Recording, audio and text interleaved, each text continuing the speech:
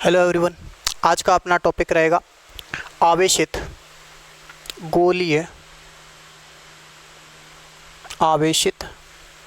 गोलीय अचालक ठोस गोले के कारण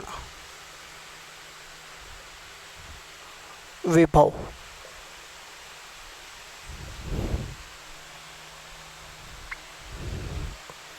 तो अपन ने इससे पहले कर लिया था आवेशित गोलीय कोश के कारण विभव। उसके बाद आवेशित गोलीय कोश में भी चालक गोले के कारण भी विभव आता है, तो उसमें वो सेम ही रहेगा जो पीछे अपन ने किया था। जैसे मैंने बात करी आवेशित गोलीय कोश,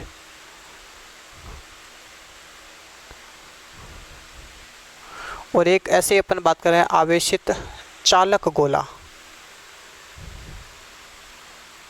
तो इनमें हमने कहा था सेम प्रॉपर्टी चलेगी। सेम कैसे चलेंगे? सेम फॉर्मूले चलेंगे, कोई चेंज वाली बात नहीं है। जैसे अपन ने कहा था V outside is equals KQ/R, V surface is equals KQ/R, and यही आपके V इनसाइड और V सेंटर आया था। तो ये दोनों इनके लिए भी सेम ही रहेंगे, क्योंकि हम जानते हैं कि आवेशित यदि अपन चालक गोले की बात करें तो उसके भी अंदर विद्युत क्षेत्र क्या था? ज़ीरो था, जैसे आवेशित गोलीय कोश में था। तो इसमें भी हमने कह दिया E इनसाइड क्या पड़ रहा है? जीरो पड़ रहा है। तो ये सेम ही फॉर्मूले वापस इसके लिए भी रिपीट हो जाएंगे। और अंदर विद्युत क्षेत्र जीरो होने का कारण हमने गाउस के नियम के अनुप्रयोग में जब किया था तब हमने बताया था, इसका सीधा सीधा कारण ये है कि जब आप आवेशित चालक ठोस की बात कर रहे हो तो उसमें यदि आवेश दिया भी जाए तो अपन कहते हैं आवेश परस्पर प्रतिकर्षण के कारण, और गोला चूंकि चालक है तो वो सर्वाधिक दूरी पर जाने की स्थिति में होते हैं और वो पहुंच जाते हैं उसकी सरफेस पे यानी सतह पे। तो सतह पे आने के कारण अंदर आवेश का मान जीरो हो जाता है, जिस वजह से विद्युत क्षेत्र का मान भी जीरो हो जाता है। तो ये अपन ने बात हुई थी। अभी अपन ले रहे हैं आवेशित गोलीय अचालक ठोस गोले के कारण विभव।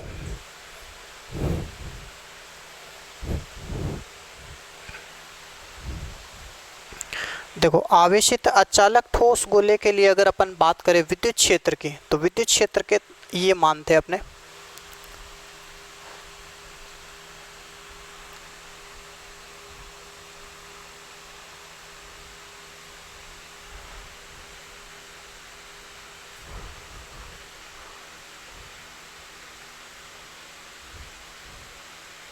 गोले के लिए विद्युत क्षेत्र की अगर अपन बात करें तो VE outside, E on surface, E inside और E सेंटर की भी अपन बात कर लेते हैं।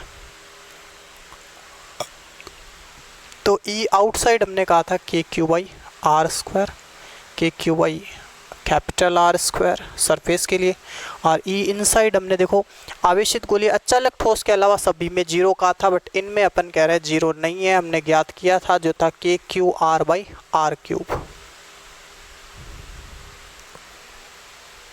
हाँ, सेंटर के लिए R जीरो करते ही हो जाता है ये ज़ीरो। तो ये अपने फॉर्मूले देखे थे।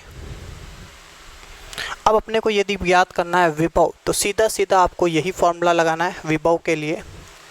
V is equals integral of with negative E.dr, यही अपन यूज करने वाले हैं। अब अगर अपन आउटसाइड की बात करें तो आउटसाइड के लिए बात कर लो भाई, यहाँ पे भी आउटसाइड लगा देंगे और KQ/R² का अपन समाकलन करेंगे, तो माइनस KQ/R²dr, ये हम कर चुके हैं पहले से ही, इन्फिनिटी टू स्मॉल r, ये अपन ने डायग्राम भी बना लिया था। ये सेंटर से डिस्टेंस r हो गई, और इसको कहाँ से कहाँ लाया जा रहा है? इन्फिनिटी से r डिस्टेंस पे लाया जा रहा है पॉइंट को, जिस पर अपन विभव की बात कर रहे हैं। ये कैपिटल R त्रिज्या का गोला है जो आवेशित है। तो नो डाउट लिमिट रहेगी इन्फिनिटी टू P पॉइंट यानी R डिस्टेंस पर, यानी O से इन्फिनिटी डिस्टेंस टू O से P यानी R डिस्टेंस तक। तो ये हमने समाकलन पीछे कर ही लिया था, और अपने पास क्या आया था? -1/R, और अपर व लोअर लिमिट रख करके अपन ने इसको कर लिया था KQ/R। तो V आउटसाइड ये पहले जैसा ही है, सेम ही, कोई अंतर नहीं है। माइनस माइनस अपने प्लस हो चुका था, तो आ जाता है KQ/r। ऐसे ही अपन बात करें V सरफेस की, तो सरफेस के लिए सीधा है KQ/ capital R because R equals capital R. तो ये सरफेस के लिए हो गया। अब अपने को करना है इनसाइड के लिए। तो देखो इनसाइड के लिए अपन इसको किस तरीके से सॉल्व करने वाले हैं, ये थोड़ी अलग बात होगी। देखो अपन ले रहे हैं वी इनसाइड। तो वी इनसाइड के लिए हमने पीछे बताया भी था, इसको अपन डबल पार्टीशन वाइज काम करते हैं कि पहले इसको इन्फिनिटी टू सरफेस ले जाते। देखो अब पी पॉइंट यहाँ नहीं होकर के कहाँ हो गया भाई, ये यहाँ मैंने पी पॉइंट मान लिया है। तो अब अपन कहेंगे इसमें अपन दो काम करते हैं, एक इन्फिनिटी टू सरफेस ले लेते हैं, फिर सरफेस टू इनर साइड ले लेते हैं, क्योंकि अब ये आर डिस्टेंस हो गई। तो minus integral of infinity to, पहले सरफेस तक बात कर लेते हैं, ई डॉट डी आर, फिर प्लस माइनस माइनस माइनस हो गया ई डॉट डी आर। ये इनसाइड वाले के लिए बात कर रहा हूँ भाई मैं। ये है आर टू स्मॉल आर। देखो अपन ने विभव ज्ञात करने के लिए दो भाग कर लिए हैं। पहले हमने अनंत से सरफेस तक लाने के लिए विभव की बात कर ली, फिर सरफेस से अंदर आर डिस्टेंस पे जो पी पॉइंट है यहाँ तक जाने के लिए बात कर लिए, वो ये होगी। तो लिमिट होगी पहले इन्फिनिटी टू सरफेस यानी आर, फिर सरफेस टू इनसाइड यानी R to small r. P point की जो अपन कह रहे हैं ओ से डिस्टेंस है। अब वापस अपन इसको सॉल्व कर लेते हैं। ये चीज़ अपन जानते हैं इन्फिनिटी टू आर क्या है, ये है वी सरफेस। ये चीज़ क्या है, वी सरफेस है। तो V inside equals V surface हो गया अपने k Q by capital R V surface wise. फिर माइनस, अब ई, ये ई है इनसाइड के लिए, तो इनसाइड के लिए ये वाला फॉर्मूला अपने यूज आ जाएगा, ये इनसाइड वाला है। तो अपन कहेंगे माइनस के क्यू आर माइनस के q r by are cube d r. अब यहाँ समाकलन इस पार्ट का होना है, ये पूरा कांस्टेंट पड़ेगा। तो के Q by capital R minus के क्यू बाई आर क्यूब निकाल दिया मैंने बाहर। अंदर आपके इंटीग्रल किसका होना है, लिमिट लिखी नहीं हमने, कोई नहीं, ये अब लिख देते हैं r to r d r. एक ये डॉट वाले का कोस थीटा वो कुछ 0 डिग्री होना है, तो इसकी कोई टेंशन की ज़रूरत नहीं है। E D R cos theta करोगे कॉस 0 डिग्री होगा यहाँ पे। फिर K Q by capital R minus के Q by capital R cube. R का समाकलन आर स्क्वायर बाई 2, लिमिट रह जाएगी ये capital R to small R. इसको अपन सॉल्व कर लेते हैं यहाँ। वी इनसाइड इक्वल्स के Q by capital R minus के Q by are cube, upper limit minus lower limit. Upper limit है small R square by 2 minus lower हो गई कैपिटल आर स्क्वायर बाई 2। तो ये अपन ने अपर और लोअर लिमिट यहाँ पे यूज़ कर दी है। अब इसको अपन रीअरेंज कर लेते हैं। वी इनसाइड इक्वल्स के क्यू बाई आर माइनस के क्यू बाई 2 आर क्यूब और r square minus r square, या फिर इसको अपन पूरा मल्टीप्लाई करा के भी कर सकते हैं। वी इनसाइड इक्वल्स, देखो मैं इसमें ये कॉमन ले लेता हूँ के क्यू बाई 2 आर क्यूब, के क्यू बाई 2 आर क्यूब जैसे मैंने इनमें कॉमन निकाला। तो इसमें के क्यू बाई आर में k Q by 2 r cube common निकालने का तो सीधा आप डिवाइड कर दो भाई। इसमें आपने ये कॉमन निकाला है 2 आर क्यूब, देन ये कैंसिल हो गया और ये चीज़ आएगी ऊपर। या यूँ समझ लीजिए कि ये इसके गुणा में है उल्टा होकर के, वैसे भी समझ सकते हैं अपन। के क्यू, अच्छा सॉरी उल्टा हो गया ना, 2 आर क्यू बाई के क्यू। इस तरीके से भी इजी वे में आप समझ सकते हो। यहाँ आर से ये बन जाएगा 2 आर स्क्वायर, ठीक है भाई। तो 2 आर स्क्वायर आ रहा है यहाँ पे, तो 2 आर स्क्वायर। वापस देख लीजिए, अगर अपन इसको मल्टीप्लाई कराते हैं इससे तो के क्यू बाई आर आ जाता है। अब माइनस, ये तो कॉमन आ चुका, अंदर बच जाएगा minus r square minus minus plus r square. Okay, अब ये हो जाता है 3 r square minus r square. तो वी इनसाइड इक्वल्स के क्यू बाई 2 आर क्यूब और 3 r square minus r square. ये अपने पास फाइनली वी इनसाइड आ जाता है। अब यहाँ अगर अपन वी सेंटर की बात करें केंद्र के लिए, तो भाई केंद्र के लिए अपन ये कह सकते हैं कि वी सेंटर इक्वल्स, केंद्र के लिए हमने आर को क्या कर दिया भाई 0 कर दिया, क्योंकि ये पॉइंट पी कहाँ आ गया, यहाँ पे आ गया, मीन्स स्मॉल आर 0 हो गया। तो स्मॉल आर 0 करते ही अपने पास आ जाता है 2 r cube 3 r square minus 0। तो इसको इससे कैंसिल करवा दो भाई, कितनी बार कैंसिल हो रहा है, आर बचाएगा सिंगल, तो आ गया वी सेंटर इजकल्स 3/2 ऑफ के क्यू बाई आर। अब के क्यू बाई आर क्या है, वी सरफेस है, तो इसको अपन कह सकते हैं 3/2 ऑफ वी सरफेस। ठीक है भाई, तो ये अपने पास एक फैक्ट और आ जाता है वी सेंटर वाइज। एक बार और वापस रिपीट कर देता हूँ। टॉपिक है अपना आवेशित गोलीय अचालक ठोस गोले के कारण विभव। इससे पहले हम कर चुके हैं आवेशित गोलीय कोश के कारण विभव। तो यहाँ देखो अपन विद्युत क्षेत्र के फॉर्मूले सारे अपन पहले गाउस के नियम के अनुप्रयोग से हम जानते हैं, तो ये हमने वो उतार लिए। उसके बाद मैंने कहा था वी आउटसाइड, तो वी आउटसाइड के लिए इसका इंटीग्रल किया था 1/r² का -1/r आएगा, वो माइनस और ये माइनस हो गए प्लस, तो आया अपने के क्यू बाई आर। इसके लिए ई सरफेस, तो ई सरफेस तो वी सरफेस आ जाएगा के क्यू बाई कैपिटल आर। फिर हमने कहा था ये दोनों तो चलो पीछे जो गोलीय कोश थे उसके हिसाब से ही आ गए, लेकिन डिफरेंट कहाँ आएगा, डिफरेंट आएगा थोड़ा अलग अपन कहेंगे काम होगा इनसाइड में, बाकी सारा सेम है। तो इनसाइड के लिए हमने बात कर ली दो पीस में, एक इन्फिनिटी टू सरफेस, फिर सरफेस टू इंटीरियर। तो पहले इन्फिनिटी टू सरफेस तक पहुंचे, फिर surface to interior point P तक हम पहुंचे। इस तरीके से हमने दो भाग कर लिए। ये भाग सीधा सीधा वी सरफेस को शो करा है, तो वी सरफेस हमें पता है के क्यू बाई कैपिटल आर, पीछे वो अपने निकाल लिया था, और माइनस अब इसके लिए ई इनसाइड है, बिकॉज इंटीरियर की बात हो रही है, तो इनसाइड के लिए हमने काम में ले लिया k q small r by capital R cube. D r integral करना है किस पार्ट का, स्मॉल आर का, तो स्मॉल आर का इंटीग्रल आ जाएगा r²/2 अपर लिमिट और लोअर लिमिट यूज़ करके, और फिर हमने एलसीएम ले लगा के इसको सॉल्व कर दिया, तो अपने पास आ जाता है ये k/2 r³ 3r² - r²। फिर हमने वी सेंटर के लिए स्मॉल आर को कर दिया 0, तो अपने पास आ जाता है 3/2 ऑफ k³ r, यानी सरफेस का 1.5 गुना आ रहा है सेंटर पे, यानी सरफेस से ज़्यादा आ रहा है। अब मैं इसमें ग्राफिकल डिनोशन की बात कर लेता हूँ, मतलब ग्राफीय निरूपण की बात कर लेता हूँ। तो ग्राफीय निरूपण किस तरीके से करते हैं, देखो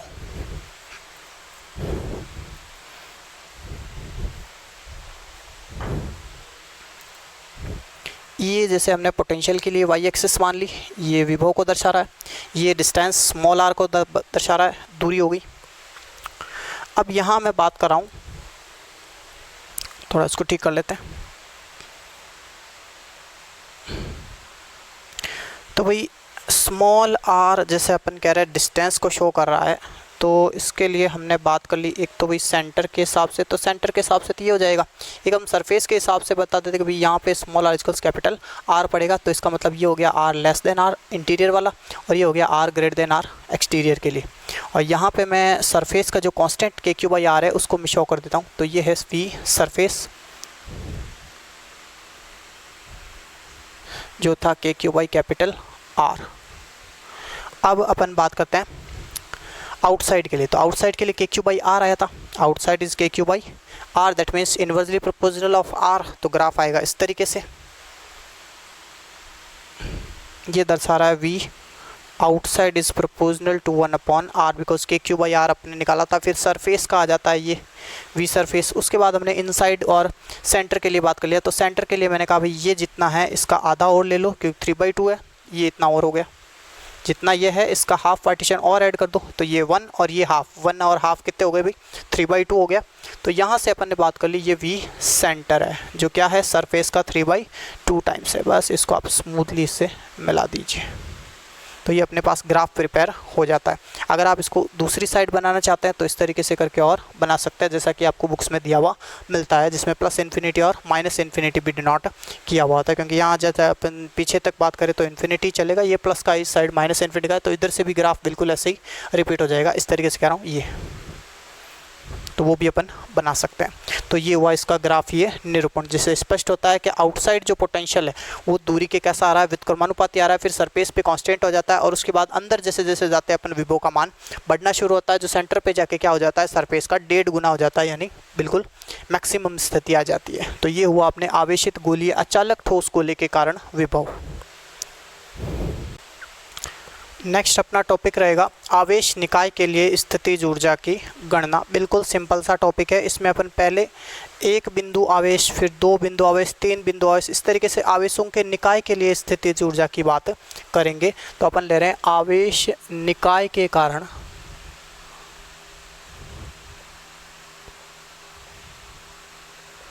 या के लिए स्थितिज ऊर्जा।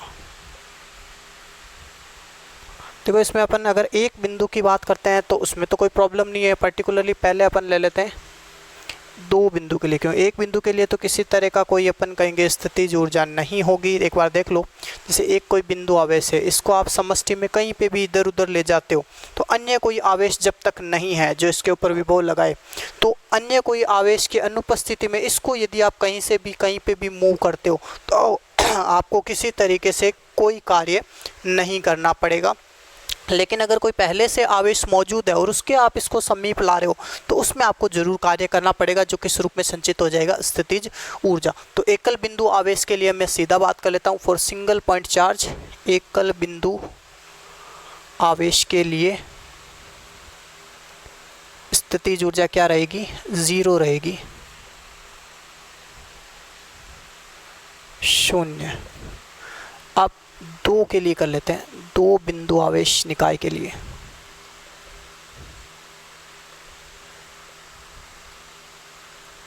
स्थितिज ऊर्जा की मैं बात करूंगा। तो जैसे ये कोई एक पहले से पॉइंट चार्ज है Q1, दूसरा कोई पॉइंट चार्ज जैसे इसको मैं ला रहा हूँ इन्फिनिटी से ट्रेवल करा रहा हूँ, तो इसके लिए जो वर्क डन है W1 वो हो गया 0 सिंगल के लिए। अब दूसरा मैं एक और बिंदु आवेश लेके आ रहा हूँ Q2, तो इसको अपन कहते हैं लाने में इस बिंदु के कारण जो आप विद्युत क्षेत्र कह दो या विभव कह दो, उसके कारण अपन कहते हैं, या इसके प्रतिकर्षण आकर्षण कह दो, उसके हिसाब से अपने को वर्क डन 0 नहीं कहना होगा, वर्क डन की गणना, कार्य की गणना करनी पड़ेगी। तो जैसे मैं ये कर रहा हूँ, इस Q1 के समीप मान लीजिए कोई R डिस्टेंस पर है ये पॉइंट, तो Q1 से R दूरी पर Q2 को लाने में किया गया कार्य W2, तो W2 हो जाएगा भाई आपके Q1 के कारण R दूरी पर विभव, यानी Q1 के कारण विभव, Q1 के कारण विभव, और इनटू अपन कह देंगे Q2 जो चार्ज अमाउंट आप लेके आ रहे हो। ये कैसे आया भाई? देखो अपन कह रहे हैं V equals W by Q, then W equals V into Q, V equals W by Q, then W equals V into Q. तो V इंटू क्यू का मतलब किया गया कार्य विभव गुणा आवेश। विभव कौन सा? ये Q1 का विभव, और आवेश कौन सा? जिसको लाया जा रहा है, तो इसका आप थोड़ा ध्यान रखेंगे।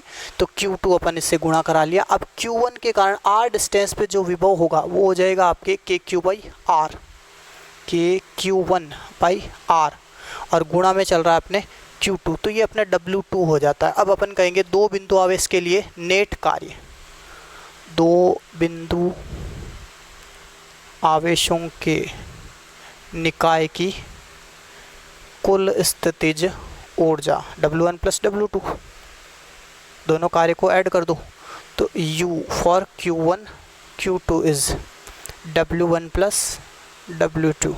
तो ये तो 0 था वैसे W1, तो W2 हमने ज्ञात कर ही लिया ये वाला, तो सीधा सीधा अपने 0 प्लस के Q1 Q2 बाई R आ जाता है U, दो आवेशों के निकाय के लिए, Q1 और Q2 वाले आवेश निकाय के लिए। तो दो आवेश के निकाय के लिए आ गया आपने के Q1 Q2 बाई R। ऐसे ही अपन कर रहे हैं तीन बिंदु आवेश के लिए, तो ये अपन ले लेते हैं तीसरा, तीन बिंदु आवेशों के निकाय के लिए स्थितिज ऊर्जा की गणना करेंगे हम। सबसे पहले जैसे मान लो ये Q1 है, इसको अपन कह रहे हैं इन्फिनिटी टू ट्रेवल करा के यहाँ लाया गया, तो वर्क डन क्या हुआ भाई? 0 हो गया। अब एक अपन कह रहे हैं कोई Q2 है, उसको भी लाया जा रहा है, तो इसके लिए हमने सीधा सीधा के दिया भाई के Q1 Q2 बाई R। लेकिन अब अपन बात करते हैं, ये हुआ W2 जो कितना निकाला अभी अपन ने, के Q1 Q2 बाई R। लेकिन एक तीसरा आवेश अपन और बात कर लेते हैं, मान लो इसको भी लाया जा रहा है इन्फिनिटी से Q3। अब ये अपने तीन बिंदु आवेश का निकाय बन जाता है। तो इस Q2 को लाने में यहाँ C तक अपन कहेंगे कितना कार्य करना पड़ेगा, तो अपन कहेंगे इसके लिए मान लीजिए वर्क डन है W3। तो W3 में अपन ये कह रहे हैं, एक तो Q1 के कारण विभव लग रहा है, Q2 के कारण विभव लग रहा है, तो ये जो वर्क डन है दो पार्ट में कैलकुलेट किया जाएगा। एक तो Q1 के कारण विभव इंटू Q3 प्लस Q2 के कारण विभव इंटू Q3। तो तो डबल हो गया भाई इसमें, तो W3 इजिकल्स हो जाएगा, यह है Q3 को लाने में किया गया कार्य Q1 और Q2 के पास। तो ये हो जाएगा आपके के Q1। अब इसमें आपको नाम देना पड़ेगा R1 R2 वगैरह, तो ऐसा है इसमें अपन नाम वगैरह कुछ दे ही देते हैं। तो नाम देना है तो अपन ऐसा करते हैं, इसमें दे देते हैं कोई R13, इसको R12 और इसको R23 नाम दे देता हूँ मैं, ठीक है भाई। तो ये वाली डिस्टेंस तो R12 पड़ी, तो इसमें R12 आ जाएगा। Q1 Q2 के बीच की डिस्टेंस R12 R12 ले ली। अब इनके लिए बात करते हैं, तो के Q1 अपॉन डिस्टेंस कितनी हुई R13 की, और अच्छा Q3 गुणा में लिखना था इंटू Q3, या कॉमन ले लो एक ही बात है। फिर के Q2 अपॉन डिस्टेंस कितनी R23, तो ये हो गया Q3 वाइस। तो भाई ये अपने W3 आ गया। अब अपन कहेंगे 3 आवेशों के निकाय के लिए टोटल स्थितिज ऊर्जा, 3 आवेश निकाय की कुल स्थितिज ऊर्जा कितनी हो जाएगी, U इजिकल्स जो है Q1 Q2 Q3 3 का है ये,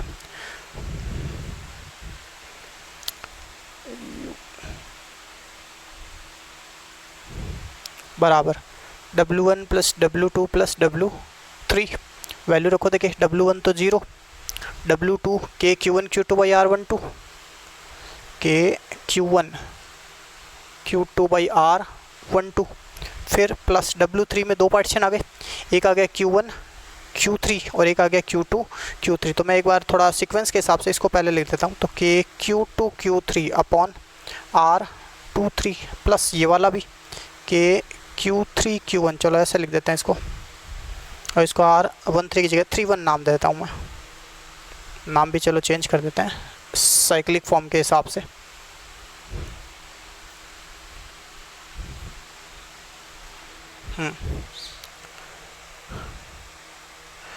तो ये आ जाता है अपने पास U कंप्लीट 3 निकाय के लिए। तो भाई 3 निकाय के लिए U Q1 Q2 Q3 3 आवेशों का निकाय है, इसके लिए मैंने कह दिया आ गया के Q1 Q2 upon R12 plus के Q2 Q3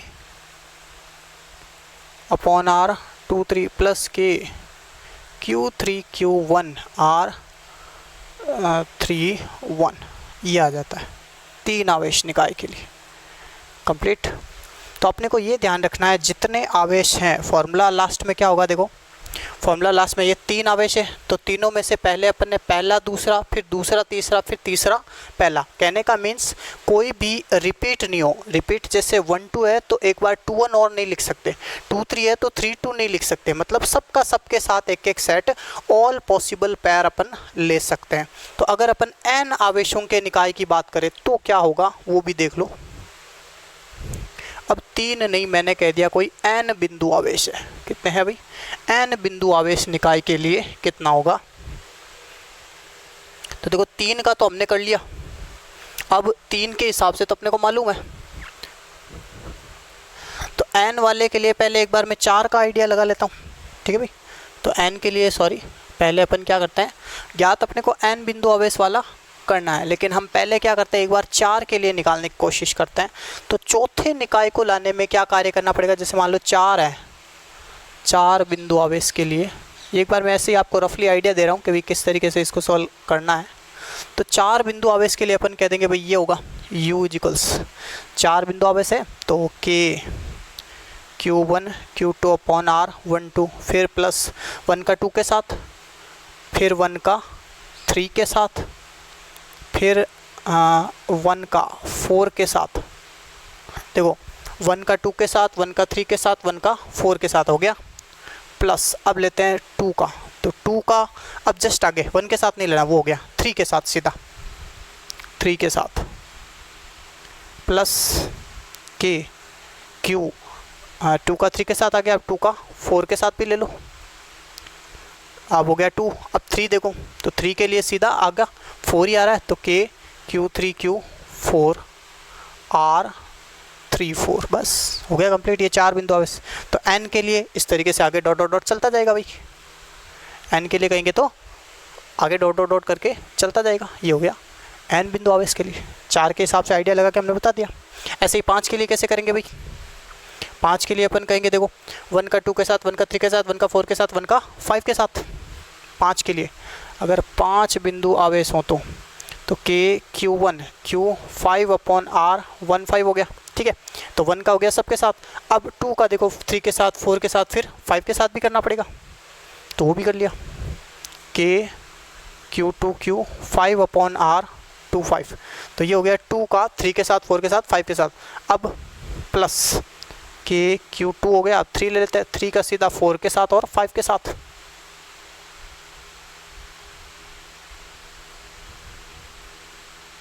और अब एक बचता है केवल K 4 का 5 के साथ, ये और आ गया। ये 5 के लिए इस तरीके से 5, 6, 7 सब के लिए अपन कर सकते हैं। तो ऑल पॉसिबल पेयर्स, इसको अपन देखो कैसे लिख सकते हैं UN के लिए। तो n बिंदु आवेशों के निकाय के लिए स्थितिज ऊर्जा की अपन बात कर लेते हैं। इससे पहले अपन ने 1 आवेश, 2 आवेश, 3 आवेश की बात कर ली थी। तो n बिंदु आवेश के लिए व्यापक रूप से आप इस तरीके से लिखोगे, n बिंदु आवेश के निकाय के लिए for n particles total potential energies 1/4 pi epsilon not, ये तो हो गया। And then sigma I equals 1 to n, again sigma J कह दो या K कह दो, एक ही बात है।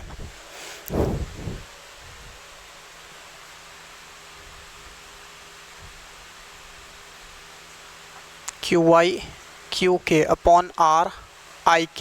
इस तरीके से हो जाता है। अब यहाँ पे एक और प्रॉब्लम आ रही है अपने कि जैसे आपने QIK लिखा है 1 to n है, जैसे Q12 तो Q21 भी आ जाएगा। जैसे इसको आपने 1 करा, इसको 2 कर दिया, फिर इसको 2 कर दिया, इसको 1 कर दिया। एक इसमें ये भी ध्यान रखें कि I is not equal to K, I और K आपस में बराबर नहीं होने चाहिए, ये भी अपने को ध्यान रखना है, ठीक है ना। और दूसरा अपन ये कह रहे हैं जैसे आपने 1 2 लिया तो एक 2 1 भी आएगा, मतलब हर स्टेप क्या होगा, रिपीट होगा। जैसे आपने Q1 2 लिया तो Q21 भी आएगा, Q1 3 लिया तो 3 1 भी आएगा। तो रिपीट होने की वजह से हर एक पद दोबारा आ रहा है, इसका मतलब पूरी पोटेंशियल एनर्जी क्या आ रही है, डबल आ रही है। तो डबल नहीं आए इसके लिए अपन इसमें क्या कर देते हैं, हाफ और ऐड कर लेते हैं कि भाई आप हाफ से मल्टीप्लाई करा दो। तो ये हाफ किस लिए आया, हाफ आया इसलिए क्योंकि प्रत्येक स्टेप क्या हो रहा है, रिपीट हो रहा है। तो रिपीट होता है तो पोटेंशियल एनर्जी डबल नहीं लिख ले, इसकी वजह से अपने रिपीटेशन के लिए ये हाफ लग रखा है। दूसरा अपन ये कहेंगे कि 1 1 नहीं होगा, 1 का 1 के साथ, 2 का 2 के साथ, ये नहीं होगा। इसलिए अपन ये भी ध्यान रखें कि I is not equal to K। बाकी इसको शॉर्टली अपन ये भी कह सकते हैं या UN, ज़्यादा टेंशन नहीं पालें, सीधा कह सकते हैं 1/4 pi epsilon not sigma QI QK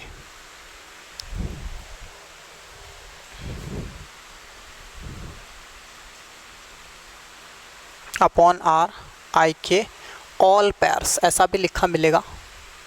all pairs मतलब सभी संभव युग्म। अब ऑल पेयर्स कैसे, जैसे मान लीजिए अपन किसी 5 बिंदु आवेश के लिए बात करें, 5 बिंदु आवेश है तो इनके लिए अपन बात करें तो सारे संभव युग्म कैसे हुए, ये जैसे IK को मैं समझाता हूँ। जैसे मान लीजिए आपने पहला है तो उसका किस किस के साथ लिया, पहले का दूसरे के साथ ले लिया, तीसरे के साथ ले लिया, चौथे के साथ ले लिया और 5वें के साथ ले लिया। फिर दूसरे का सीधा तीसरे के साथ, चौथे के साथ और 5वें के साथ। फिर तीसरे का चौथे और 5वें के साथ और चौथे का 5वें के साथ। समझ में आ रहा होगा। जैसे आपको 5 बिंदु आवेश, n बराबर कितना है, 5 है, तो ऑल पेयर्स कैसे लिखे जाएंगे। जैसे पहला स्टेप हो जाएगा Q12/R12, दूसरा स्टेप हो जाएगा Q13/R13, तीसरा 1 4, चौथा 1 5, फिर 2 3, 2 4, 2 5, 3 4, 3 5 एंड 4 5, इस तरीके से चलेंगे। इसी तरीके से आप 6 7 वाले के लिए भी ले सकते हैं। बिल्कुल समझ में आया होगा। QI QK मतलब आप जैसे कह रहे हो ऑल पेयर्स, जैसे आपने 5 6 7 8 कितने भी आवेशों के निकाय के लिए बात करी तो आपको सबका सबके साथ ले लेना है, रिपीट किसी को नहीं करना है, खुद का खुद के साथ नहीं लेना है। जैसे 1 1 नहीं आएगा, 1 2 आ गया तो 2 1 नहीं आएगा, और सबका सबके साथ ले लेना है। जैसे 1 का 2 के साथ भी हो गया, 3 के साथ हो गया, 4 के साथ, 5 सबके साथ हो गया, ऐसे 2 का 3 के साथ। अब आपको भी 2 का 2 के साथ तो नहीं होना है, 2 का 1 के साथ तो यहाँ हो गया, 2 का 1 के साथ, इसलिए अपन इस तरीके से लिख रहे हैं। तो ये फॉर्मेट थोड़ा आप ध्यान रखो, इससे आपको n बिंदु आवेशों के निकाय की स्थिति ऊर्जा से संबंधित किसी भी प्रश्न में दिक्कत नहीं आएगी। तो ये अपने हो जाता है n बिंदु आवेशों के निकाय की स्थिति ऊर्जा का व्यापक फॉर्मूला। किस तरीके से है समझ में आ गया होगा। तो अगला टॉपिक अपन ले रहे हैं किसी विद्युत द्विध्रुव को एक समान विद्युत क्षेत्र में घुमाने में कितना कार्य करना पड़ता है वो अपन ज्ञात करेंगे। तो लिख सकते हैं अपन, एक समान विद्युत क्षेत्र में एक इलेक्ट्रिक डाइपोल है, विद्युत द्विध्रुव को घुमाने में, एक सेकेंड, घुमाने में किया गया कार्य, ये अपने को ज्ञात करना है। इसमें डायग्राम वगैरह की वजह से इसमें फॉर्मेलिटी है तो कोई ज़्यादा दिक्कत नहीं आनी है, बाकी काम बिल्कुल इजी है। देखो ये मान लेते हैं अपन कोई एक विद्युत क्षेत्र है, पैरेलल लाइंस मीन्स एक समान विद्युत क्षेत्र। अब इसे एक समान विद्युत क्षेत्र में हमें एक डाइपोल ले लेना है जिसको मैं घुमा रहा हूँ। जैसे ये मैंने एक विद्युत द्विध्रुव की बात कर ली जो कोई θ1 एंगल बना रहा है मान लो, और अब इसको मैं θ1 से θ2 तक घुमाना चाहता हूँ। तो मान लीजिए मैंने इसको θ1 से θ2 तक घुमा दिया।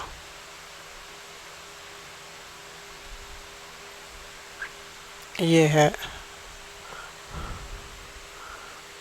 θ1 से इसको मैंने घुमा दिया θ2, ओरिजिन से ही देख रहे हैं अपन।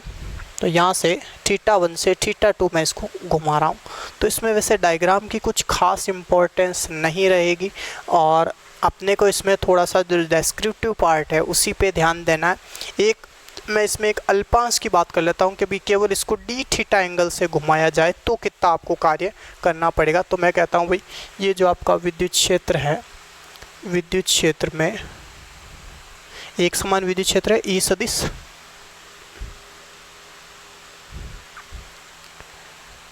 द्विध्रुव को d θ अल्प कोण से घुमाने में किया गया अल्प कार्य। यहाँ से अपन इसको स्टार्ट कर लेते हैं। तो अल्प कार्य की बात आ रही है तो dw बोल दिया भाई। अब देखो कार्य क्या होता है, बल इंटू विस्थापन, लेकिन घुमाने में किया गया कार्य है तो उसमें अपन कहेंगे बल जो होगा उसकी जगह बलागुण आ जाएगा और विस्थापन की जगह कोणीय विस्थापन आएगा। तो अपन कहेंगे बलागुण इंटू कोणीय विस्थापन। बलागुण कह दिया टो और ये विस्थापन मैंने कहा जो कोणीय विस्थापन है वो है अल्प d θ। तो ये अल्प कार्य हुआ।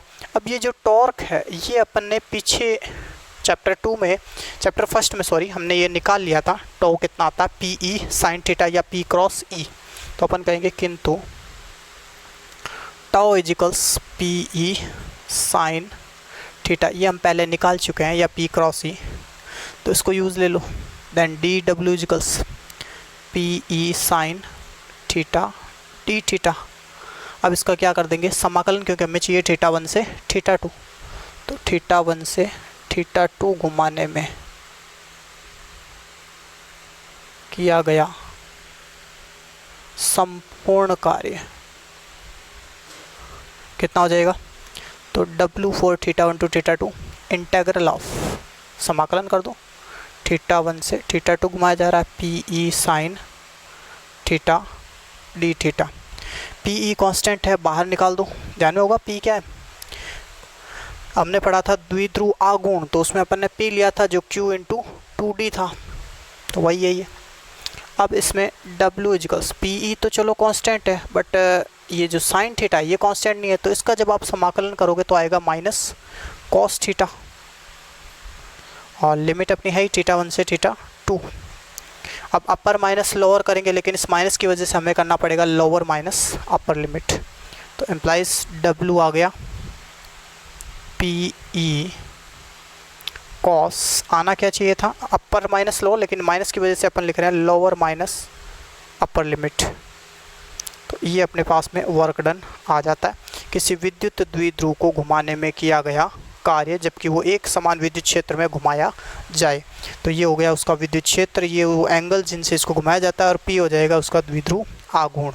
अब इसमें आपको पर्टिकुलरली जैसे कह देगा 0 से थीटा घुमाना है, तो θ1 को 0 कर दो, या हम कहते हैं थीटा से 0 घुमाना है तो उस हिसाब से अपन ये यूज कर लेंगे। या कोई कहता है 90 to 180 घुमाओ तो आप वो लिमिट यहाँ पे यूज कर सकते हैं। जैसे मान लो मैंने कह दिया 0 डिग्री से थीटा नॉट तक घुमाने में किया गया कार्य, तो क्या करना है, थीटा 1 ले लो 0 और थीटा 2 ले लो थीटा नॉट। तो ये फॉर्मूला कैसे आ जाएगा कि W इजिकल्स कोस 0 करोगे 1 आएगा तो PE 1 माइनस कॉस थीटा। तो ये आ जाता है 0 डिग्री से थीटा नॉट घुमाने में किया गया कार्य।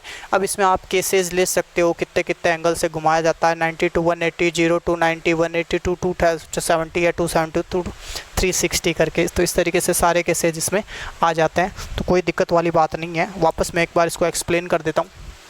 एक समान विद्युत क्षेत्र में हम बता रहे हैं विद्युत द्विध्रुव को घुमाने में किया गया कार्य कैसे ज्ञात किया जाएगा। तो कार्य ज्ञात करने के लिए सबसे पहले हमने क्या किया, सबसे पहले हमने मान लिया एक समान विद्युत क्षेत्र जिसमें एक द्विध्रुव है जिसको घुमाया जाना है, तो उस द्विध्रुव की हमने बात कर ली।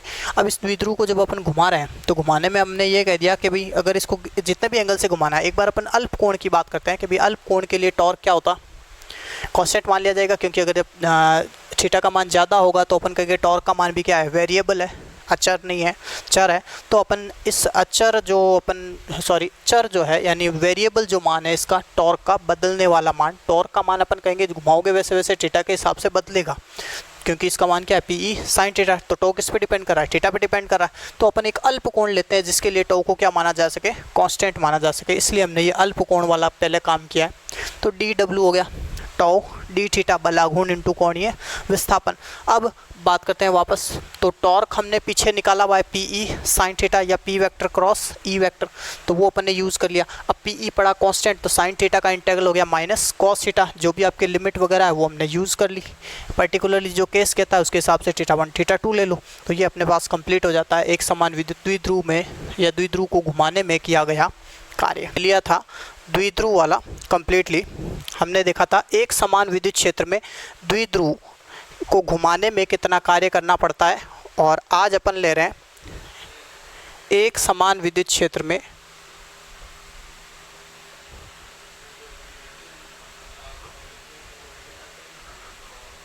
विद्युत द्विध्रुव की स्थितिज ऊर्जा।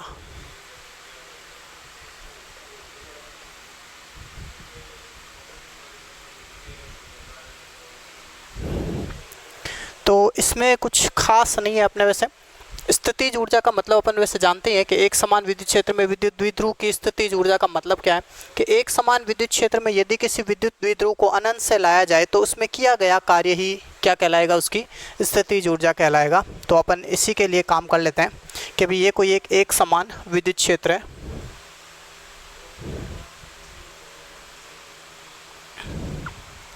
इसमें किसी द्विध्रुव को लाया जाता है। सपोज दैट ये कोई द्विध्रुव अपन ला रहे हैं, इसमें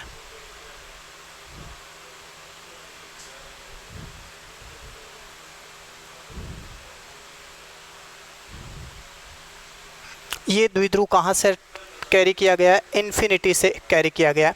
तो द्विध्रुव को लाने का मतलब हो गया कि आप एक समान विद्युत क्षेत्र E सदिश में एक तो माइनस क्यू को और एक प्लस क्यू को ला रहे हो। तो एक अपन माइनस क्यू को ला रहे हैं, एक प्लस क्यू को ला रहे हैं, तो अपने को इनमें क्या क्या कार्य करने होंगे या क्या कार्य प्राप्त होंगे उनकी अपन बात कर लेते हैं। जैसे अपन ये कह रहे हैं आप माइनस क्यू को ला रहे हो, तो माइनस क्यू को ला रहे हो और एक आप प्लस क्यू को ला रहे हो, तो इसमें देखो एक में आपको कार्य प्राप्त होगा और एक में करना पड़ेगा। Suppose that upon minus Q की बात करते हैं, तो माइनस क्यू को विद्युत क्षेत्र में लाया जाना है, तो इसके लिए अपने को देखो कार्य जैसे अपन लेंगे, जैसे E दे रखा है अपने, तो W की बात करें अपन कार्य की, तो कार्य का क्या सूत्र होता है भाई, कार्य का सूत्र है बल इंटू विस्थापन। और या फिर आप इससे ले सकते हो जो अपने पीछे किया था अपन ने, F इजिकल्स QE।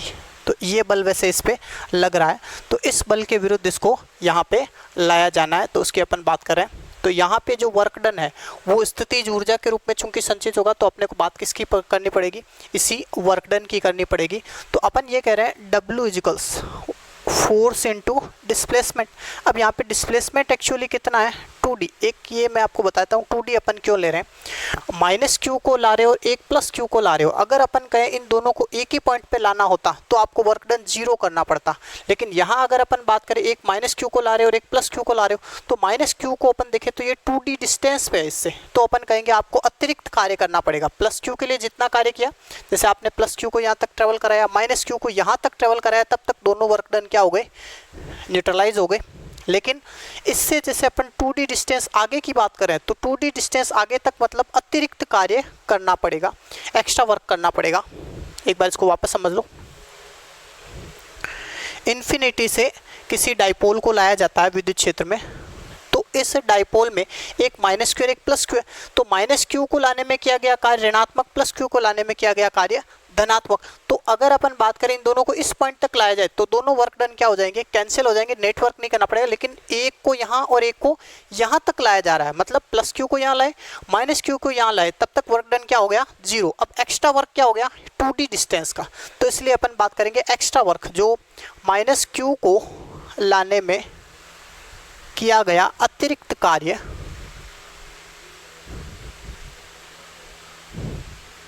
ये अपन कहते हैं स्थितिज ऊर्जा के रूप में संचित होगा, क्योंकि प्लस क्यू को लाने में किया गया कार्य माइनस क्यू को यहाँ तक लाने में किए गए कार्य से क्या हो जाता है, निरस्त हो जाता है। तो एक्स्ट्रा वर्क कितना हुआ, 2D तक का, तो यही अपने को कैलकुलेट करना है, बाकी क्या हो जाता है, कैंसिल हो जाता है। समझ गए होंगे।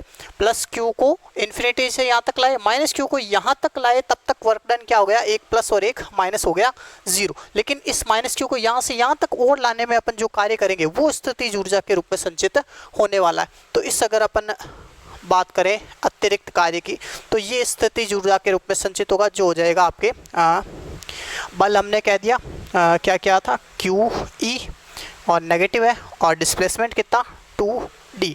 अब Q इंटू 2D अपना हो जाएगा P, तो माइनस PE। P हो गया आपके द्विध्रुव आघूर्ण, तो विद्युत द्विध्रुव आघूर्ण हो जाता है P और विद्युत क्षेत्र E। तो ऐसे में अपने को इतना वर्क डन करना पड़ेगा जो पोटेंशियल एनर्जी के रूप में स्टोर हो जाएगा। तो पोटेंशियल एनर्जी का एक फॉर्मेट तो हो गया, ये एक फॉर्मेट अपने पीछे जो घुमाने में किया गया कार्य निकाला था वो इसमें और ऐड कर दो, तो अपने पास में टोटल पोटेंशियल एनर्जी आ जाएगी। जैसे इसको यहाँ तक लाए और कोई थीटा एंगल पे आपने इसको घुमाया, ये तो लाने में हो गया। अब लाने के बाद इसको आप रोटेट कराते हो तो घुमाने में किया गया कार्य वो भी देख लो। तो घुमाने में किया गया कार्य पीछे अपन ने देखा था, जैसे हमने 0 से कोई थीटा देखा था तो हमने देखा था PE1 माइनस कॉस थीटा करके अपने निकल के आया था। तो PE bracket of 1 minus cos theta, ये घुमाने में किया गया कार्य, थीटा कोण से घुमाने में किया गया, जो हमने पीछे जो सेगमेंट किया था एक समान विद्युत क्षेत्र में विद्युत द्विध्रुव को घुमाने में किया गया कार्य, उसमें अपन ने ये ज्ञात किया था। तो वही अपन पार्ट इसमें ऐड कर रहे हैं। तो एक ये W हो जाता है और एक ये W हो जाता है, तो इन दोनों को अपन ऐड कर लेंगे तो अपने पास टोटल पोटेंशियल एनर्जी प्राप्त हो जाएगी।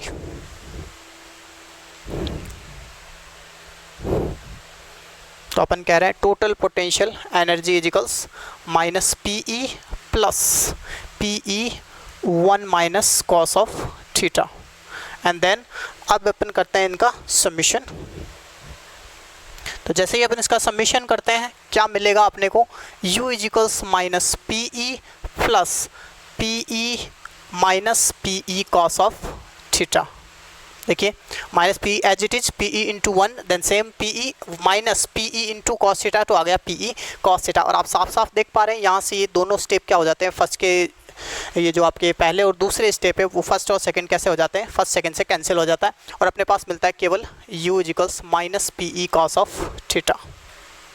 तो U इजिकल्स इसको आप कह सकते हो minus P vector dot E vector.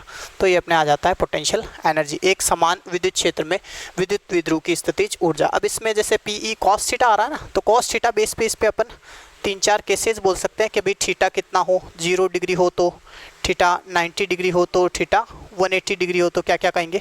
तो देखो अगर थीटा 0 है तो अपन कहेंगे माइनस PE, 90 कहेंगे तो 0 कह देंगे, एंड 180 पे वापस आपके क्या आ जाएगा -1 से प्लस PE, क्योंकि cos 180 कितना होता है -1, देन -1 माइनस क्या हो जाएगा प्लस हो जाएगा। तो इसको बोलते हैं अपन, देखो बात कर ली थी अपन ने थीटा के 3 केसेस की, 0 डिग्री, 90 डिग्री एंड 180 डिग्री। तो 0 डिग्री पे अपने गेट किया माइनस पी। इनको आपके बुक में देखो स्थायी संतुलन, अस्थायी संतुलन, अधिकतम स्थायी संतुलन करके बात की हुई मिलेगी, तो वो आप इनको नाम दे सकते हैं, कोई दिक्कत नहीं है। बाकी इसमें आपको किसी तरह की कोई परेशानी नहीं होनी है। पूरा आपके समझ में आ गया होगा। 2 पार्ट में अपन ने इसको किया, एक तो द्विध्रुव को विद्युत क्षेत्र में लाने में किया गया कार्य और एक उसको घुमाने में किया गया कार्य थीटा एंगल से। तो लाने में किया गया कार्य सीधा प्लस क्यू और माइनस क्यू, यहाँ तक कोई वर्क डन नहीं क्योंकि कैंसिल हो गया। प्लस क्यू को लाने में जितना कार्य करना पड़ा उतना ही अपने को माइनस क्यू तक को लाने में प्राप्त हो गया, लेकिन अतिरिक्त कार्य करना पड़ा ये 2D डिस्टेंस तक ट्रेवल कराने में। तो 2D डिस्टेंस तक ट्रेवल कराने में अतिरिक्त किया गया कार्य हो गया बल इंटू विस्थापन। बल हो जाता है माइनस क्यू ई और विस्थापन है 2D, तो minus Q E into 2D करके अपने पास आ जाता है minus P E, because P is Q into 2D। तो ये हो जाता है माइनस पी, और ये घुमाने में किया गया कार्य तो P E 1 minus cos of theta. Add करके अपने पास में क्या आ जाता है minus P vector dot E vector. तो इनको अपन अधिकतम स्थायी संतुलन, अधिकतम अस्थायी संतुलन नाम दे सकते हैं। तो ये हो जाता है अपने कंप्लीट एक समान विद्युत क्षेत्र में विद्युत द्विध्रुव की स्थितिज। तो ये इस तरीके से अपने कंप्लीट हो गया एक समान विद्युत क्षेत्र में विद्युत द्विध्रुव की स्थितिज ऊर्जा। एक इसमें अपन ने बात करी थी स्थायी संतुलन और अस्थायी संतुलन की, तो ये हो जाता है अपने स्थायी और ये अस्थायी संतुलन।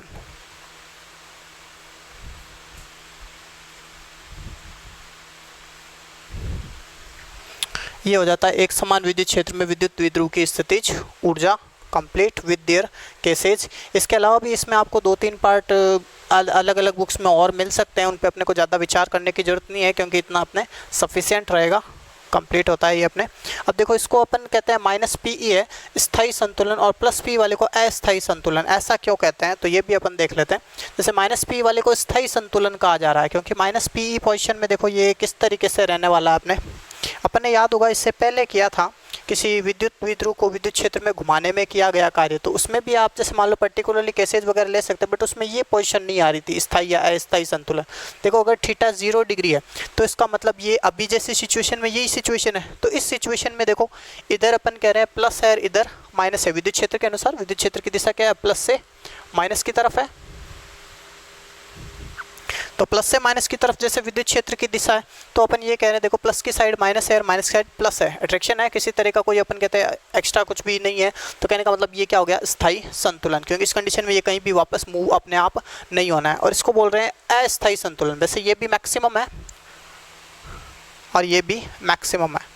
अधिकतम स्थायी संतुलन, अधिकतम अस्थायी संतुलन। अधिकतम अस्थायी संतुलन में क्या होगा, इधर प्लस क्यू आ जाएगा और इधर माइनस क्यू आएगा। तो मैक्सिमम फोर्स के कारण देखो इधर इनके बीच में रिपल्शन हो रहा है, इधर इनके बीच में मैक्सिमम रिपल्शन हो रहा है, तो ये वापस रोटेट होने की कोशिश करेगा। तो इसको बोलते हैं अपन अधिकतम अस्थायी संतुलन, क्योंकि इसमें ये नहीं रह पाएगा बस। तो ये अपना हो जाता है स्थायी संतुलन की स्थिति और अस्थायी संतुलन की स्थिति कंप्लीट।